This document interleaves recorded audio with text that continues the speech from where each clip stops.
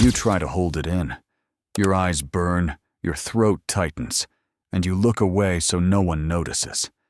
Because once it starts, you lose control. And that should bother you more than it does. You don't fully understand why you cry. Not really. You just know it happens, and sometimes at the worst possible moments. In front of people, in silence, out of nowhere. But what if I told you, this thing you try so hard to hide is something no other animal on Earth can even understand? Not just emotionally, physically. Because animals don't cry like you do. They feel pain. They feel fear. They even feel loss. But they don't produce emotional tears. So why do you? Here's where it gets uncomfortable. You're not crying because you're sad. You're crying because your brain is trying to control other people.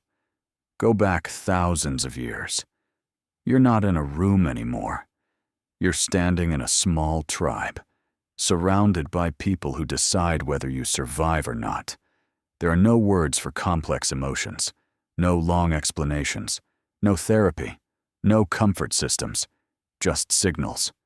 Fast, simple, impossible to ignore. And one of the most powerful signals you had was crying. Not silent tears, not hidden emotion. Visible, undeniable vulnerability. Think about what happens when someone cries. You don't ignore it. You can't. Your attention shifts instantly. Your behavior changes. Your tone softens. That reaction didn't come from nowhere. It was built into you. Because in ancient tribes, crying could stop something dangerous before it happened. Imagine a conflict. Two people arguing, tension rising, voices getting louder. Then one person breaks. They cry. Everything changes.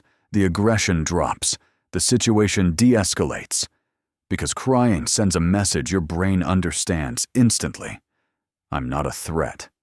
I need help. Don't push this further.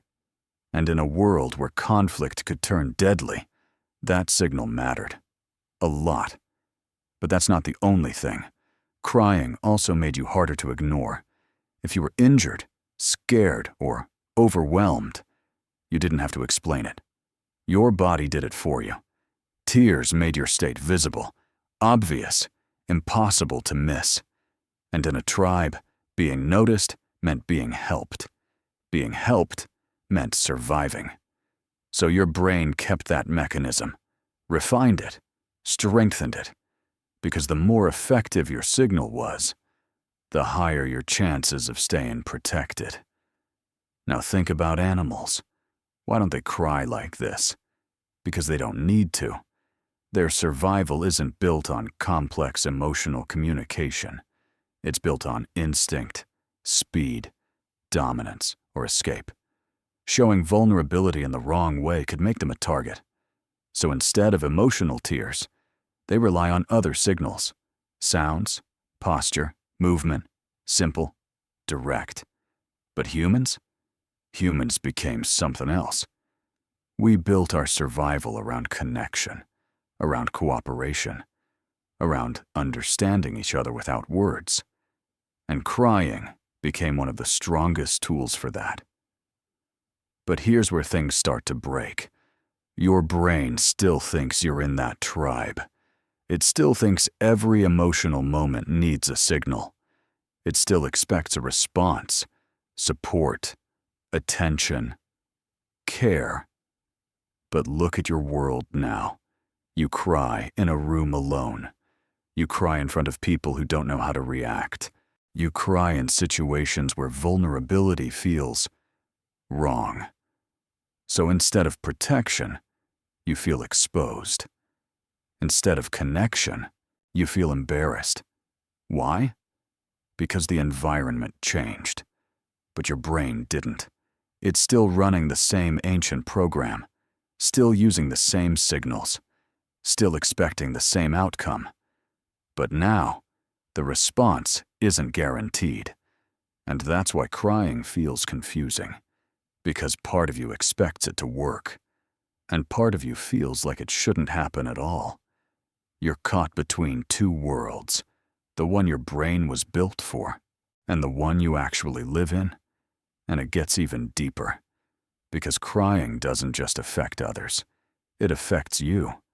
It slows you down, forces you to pause, interrupts your thoughts, almost like your brain is saying, "Stop. Pay attention. Something matters here. Not just physically, emotionally, socially. It's a reset, a signal not just to others, but to yourself.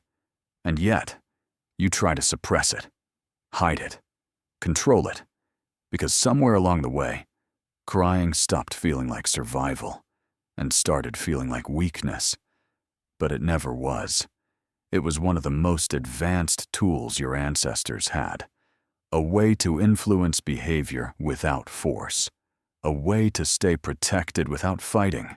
A way to connect without words. And you still carry it. Right now. Even if you don't fully understand it. So the next time you feel it coming, that pressure behind your eyes, that moment where everything starts to blur, don't just think, "Why is this happening?" Ask something better. What is my brain trying to do right now? Because once you see it for what it is, it changes everything. Now I'm curious. If crying was designed to protect you, why does it feel like something you have to hide? And if you want more of these hidden truths about how your brain really works, you already know what to do.